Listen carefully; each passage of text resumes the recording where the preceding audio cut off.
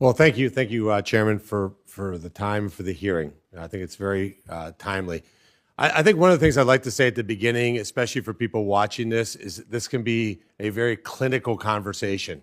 We're talking about debanking, but the reality is you have entrepreneurs that are absolutely getting devastated by these policies. I think it's hard for some of my colleagues who've only been maybe attorneys or career politicians to know what it feels like as an entrepreneur to chase a dream and have that dream completely crushed, not because you had a bad idea, but because you had a government that was looking out for itself and not looking out for you. So let me just say that from the beginning. Let me start with you, Mr. McCauley. What type of cryptocurrency did Al Capone use?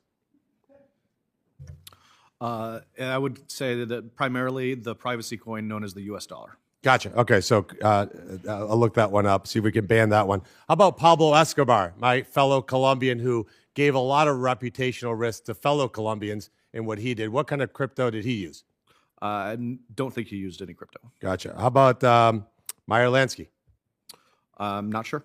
There were some comments about dictators in North Korea being powered by crypto. How about Ferdinand Marcos? What was his cryptocurrency of choice? He did not have one. Joe Kennedy? Did not have one. Okay, gotcha. So maybe money laundering wasn't invented by digital currencies. Would that be fair to say? Very fair to say. Okay.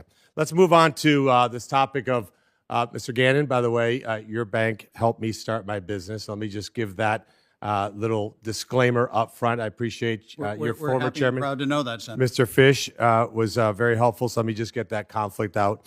I've subsequently sold all my businesses, so I have no conflicts. But let me just say this.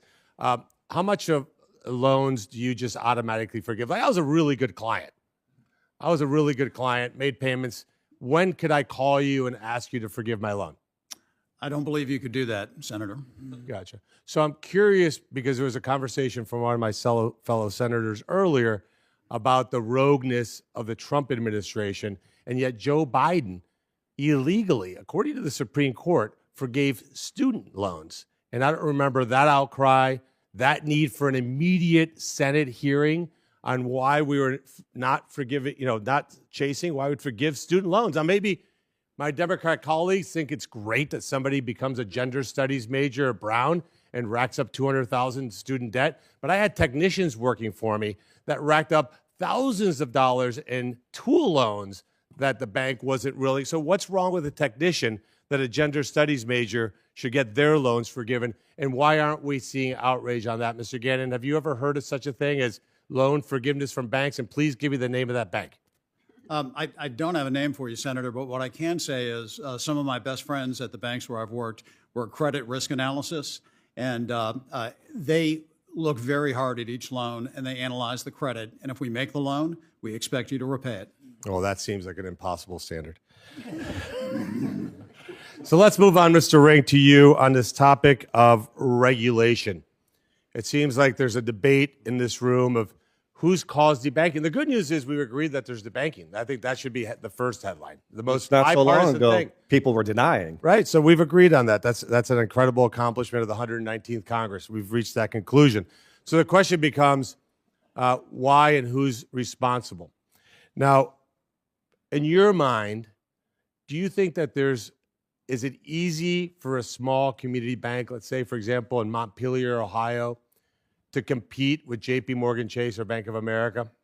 It's almost impossible. I find that about 75% of our time is spent serving regulators and only 25% serving customers. And when you're on small margins of a community bank, you cannot compete with the big guys easily. Now, we're working hard at it, but it is very hard. Because we have the same regulations as a big bank, but yet we have less people and less money. So you don't have 2,000 lawyers at your beck and call?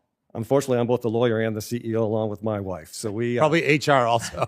She is, and marketing. All right, there you go. And Mr. Ring, I actually applaud your testimony around helping working class Americans that are getting crushed by banks. I think it's fair to say a lot of people know somebody or have themselves been screwed by banks. I think that's fair to say, and I appreciate that you're doing that. But I think it's competition that ultimately makes that go away. Don't you think? Like if there's just a lot more banks, a lot more choices, don't you think that's the best elixir? So America has almost 10,000 banks and credit unions.